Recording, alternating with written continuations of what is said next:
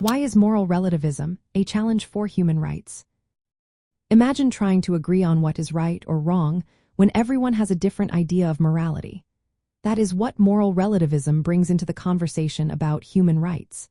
It questions whether there are universal rules that apply to all people, everywhere. Human rights are built on the idea that certain rights belong to every person just because they are human. These include rights like freedom of speech, equality, and protection from torture.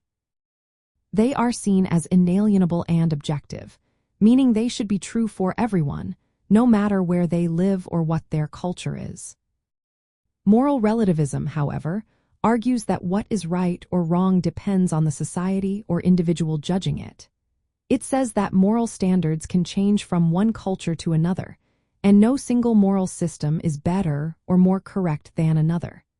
This creates a problem because if morality is relative, then the idea of universal human rights becomes shaky.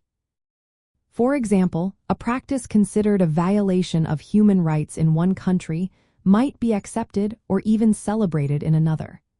Think about certain cultural traditions or social norms that clash with international standards. There are different types of moral relativism that influence this issue. Descriptive moral relativism simply states that different cultures have different moral beliefs. It recognizes this as a fact but does not say whether these beliefs are right or wrong. Metaethical moral relativism claims that moral judgments are only true or false relative to a specific culture or person, meaning there are no absolute truths. Normative moral relativism goes further and says that all moral views should be tolerated equally, which means no culture has the right to judge another's practices. This last type directly challenges human rights because it discourages criticizing harmful customs, even if they violate basic rights. This creates a tricky situation for ethics. Human rights depend on the idea that some principles are valid everywhere, like the right to be free from torture or discrimination. But if morality is relative, then these principles might not hold true in every society. It becomes harder to say that certain acts are wrong when different cultures see them differently.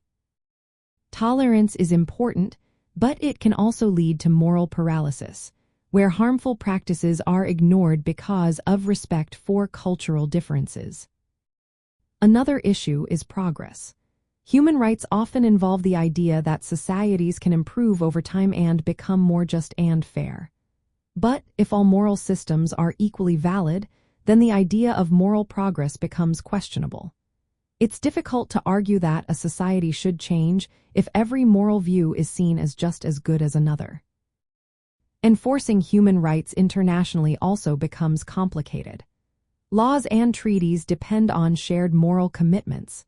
If different groups reject external moral standards as cultural imperialism, then enforcing universal rights becomes nearly impossible. So, the core challenge of moral relativism is that it questions whether there are universal moral truths that support human rights. While it encourages respecting cultural differences, it can also make it harder to stand up against practices that violate basic human dignity.